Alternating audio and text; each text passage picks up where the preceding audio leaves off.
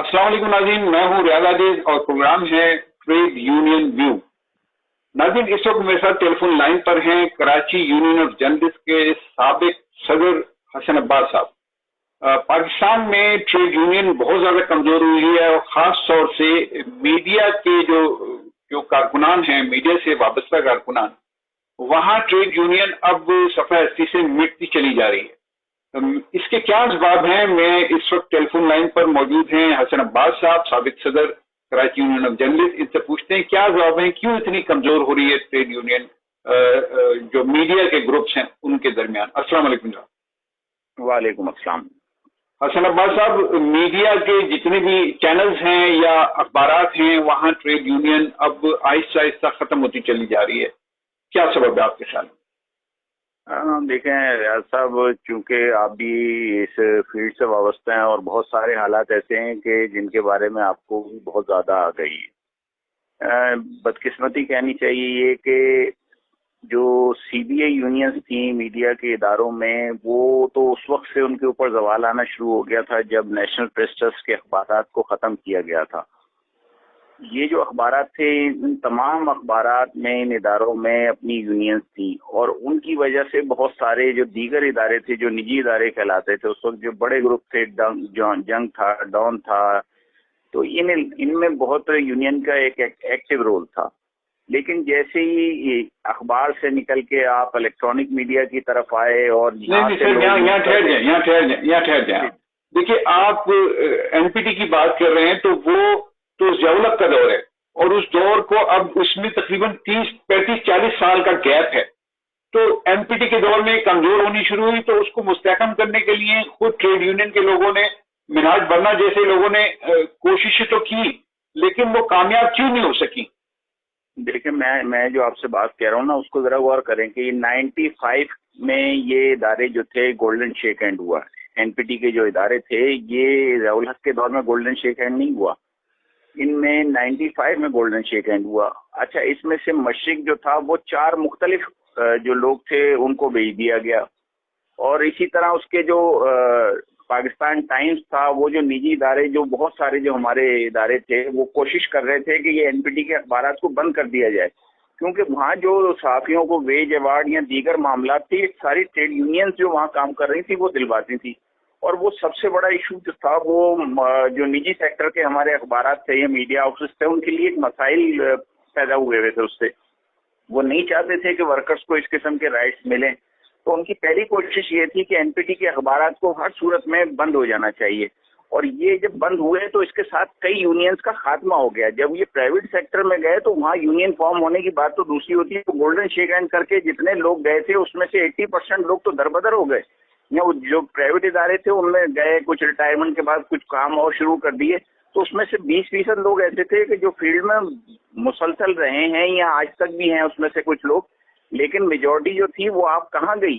آپ کبھی اس بات پہ تو غور کریں کہ وہ سارے ٹریڈ یونینسٹ جو کہ پریس سے متعلق تھے، پریس کی یونین الگ ہوتی تھی، اور پھر جو آپ ایڈیٹوریل سائڈ کی یونین تھی وہ ایک علیحدہ یونین ہوتی تھی، تو ہر اخبار میں 2 یونینز تھی۔ مارننگ نیوز میں 2 یونین تھی، مشرق میں 2 یونین تھی، ایسی پاکستان ٹائمز میں 2 یونین تھی۔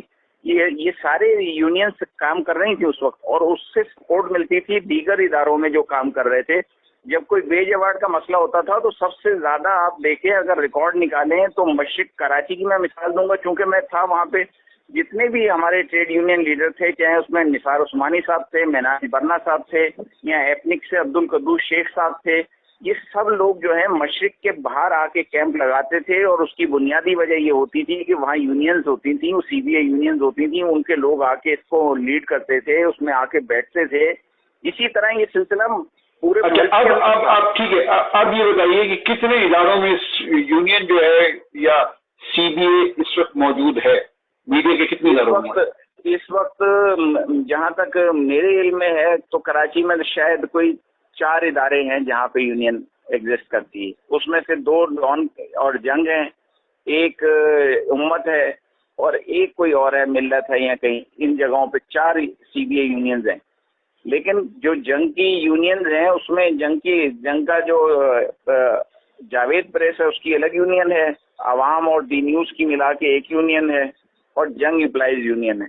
تو یہ 3 یونین کرنٹلی کیا امپلائیز یونین بنانے کی پوزیشن میں ہیں یا وہ ذہنی طور پر اس بات کے لیے تیار ہوتے ہیں کہ ہمیں اس حوالے سے کام کرنا چاہیے؟ نہیں، قطعاً نہیں ہے. میں آپ کو ایک بہت سمپل سی مثال دیتا ہوں کہ دیکھیں، اگر ٹریڈ یونین آپ جب ورکر کے رائٹ کی بات کرتے ہیں تو پھر جو اس پریمیسز میں اس چھت کے نیچے لوگ کام کر رہے تھے سب ورکر ہوتے ہیں، ان کی آپ کو یونین کا کام ہوتا ہے ان سب کے لیے بات کریں. جنگ کے اندر امپلائیز یونین ہے، اس کے اندر گزشتہ کوئی میرا خیال ہے 10 سال سے کوئی ممبرشپ نئے کو دیتے ہی نہیں ہے. اس میں بہت کم لوگ ہیں جو مسلسل ہیں اس یونین میں. وہ باہر سے کسی کو، ان کو مسئلہ یہ ہوتا ہے جو وہاں لیڈر بیٹھے ہوتے ہیں کہ یار اگر میں نے ممبرشپ بڑھا دی تو مجھے تو اگلی دفعہ عہدہ ہی نہیں ملے گا، تو میں ممبرشپ کیوں بڑھاؤں؟ تو میرا تو ووٹ یہی ہے، اسی کے اندر کھیلتے رہو اپنے. تو سلیم اللہ کلیم اللہ کلیم اللہ سلیم اللہ یہ کام ہو رہا ہے. اسی وجہ سے بربادہ شروع ہوا کہ جب ہمارا اپنا انٹرسٹ ہو گیا اس کے اندر. میں کسی کو نہیں کہہ رہا ہوں، میں اپنے آپ سے شروع کرتا ہوں کہ میرا اگر انٹرسٹ شروع ہو جائے گا. ٹھیک ہے، آپ نے بالکل صحیح بات کی. تو پھر اس میں جو یونینز ہیں جو اس وقت ایگزسٹنگ یونین ہیں، یعنی پی ایف یو جے ہے، کے یو جے جو اسی کی برانچ ہے، اس طرح پورے ملک میں یو جیز ہیں، وہ کیا کر رہی ہیں؟ اچھا، ان میں بھی آپ کو پتہ ہے، یہ بھی آپ بہت اچھی طرح جانتے ہیں کہ 2013 سے پی ایف یو جے جو ہے وہ دھڑے بندی کا شکار ہوئی. اس کے لیے بہت ساری کوششیں ہوئی بھی کہ کسی طرح سے یہ ختم ہو جائے ریفٹ اور یونین کو ایک کر دیا جائے. لیکن جسے کہتے ہیں نا کہ کہیں نہ کہیں کسی نہ کسی کا کوئی مفاد آڑے آیا ہے اور آج تک وہ صورتحال ہے. یہ بنیادی وجوہات ہیں یونینز کی کمزور ہونے کی میڈیا کے ہاؤسز میں کہ جب اوپر کی سطح. اور پھر ایک اور جو سب سے بڑی جو مصیبت آئی وہ ایسوسیشن کی شکل میں آ گئی کہ ہر جو بیٹ رپورٹر ہے اس نے اپنی ایک علیحدہ ایسوسیشن بنا لی. کوئی کلچر ایسوسیشن ہے، کوئی کامرس ایسوسیشن، ہاں کوئی اسپورٹس. تو یہ سارے جو تھے یہ سب ان کے اندر جو لوگ ایسوسیشن بنائی وہ بھی ایک عہدوں کی دوڑ تھی کہ وہ چاہتے تھے کہ ان کے ساتھ کوئی نہ کوئی ٹیگ لگے. تو جب اس کا ظاہر ہے جب اتنی ایسوسیشن اسی کے اندر سے انڈے بچے آپ دیتے رہیں گے تو وہ پھر جو ان کی ماں تھی وہ تو کمزور ہو گئی. تو ایک حد کے بعد جو ہے ان کا، میں تو سمجھتا ہوں کہ اب صرف نام رہ گیا ہے. اگر عملی طور پہ دیکھا جائے تو بالکل آپ ڈکلائن کی طرف جا رہے ہیں، خاتمے کی طرف جا رہے ہیں ان تنظیموں کے. کہ یہ آپ کو شاید آئندہ 10-15 سال میں آپ کئی کتابوں میں پڑھیں گے جی صحابیوں کی کوئی تنظیمیں ایسی بھی تھیں ان کا نام یہ تھا. تو میں تو اس طرح سے اس کو دیکھتا ہوں. بہت بڑی حالت ہے. اس میں جو پی ایف یو جے کے جو مین جو عہدیدار ہیں یا 3-4 پی ایف یو جے ہیں ان کے عہدیدار ہیں، وہ کوئی مل بیٹھ کر اس حوالے سے کوئی راستہ نہیں نکال سکتے؟ ان کی کوئی یونیفیکیشن کا کوئی امکان نہیں ہے؟ اچھا، یونیفیکیشن کے لیے دیکھیں بہت سارے سینئرز تھے جنہوں نے، رحیم اللہ یوسف زئی صاحب نے بھی کوشش کی تھی اور بھی لوگ تھے انہوں نے یہ کوشش کی تھی، حسین نقی صاحب بھی تھے. لیکن اس سے آپ کو زیادہ آگے کی بات بتا دیتا ہوں جو کہ مطلب آپ خود اپنے طور پہ ان سے بات کر کے پوچھ سکتے ہیں کہ ہوا کیا. آج سے 4 سال پہلے ایک کوشش کی گئی. نہیں وہ صحیح، وہ میرے علم میں ہے. میں نے رحیم اللہ یوسف زئی کا انٹرویو کیا اور دیگر لوگوں کا کیا. انہوں نے مجھے کچھ حقائق بتائے. کہ اصل ذمہ کون ہے. میں اس کے بعد کی بات کر رہا ہوں، وہ کوشش ناکام ہونے کے بعد کی بات کر رہا ہوں. میں تو آپ کو وہ چیز بتا رہا ہوں کہ جو آپ کنفرم کر سکتے ہیں.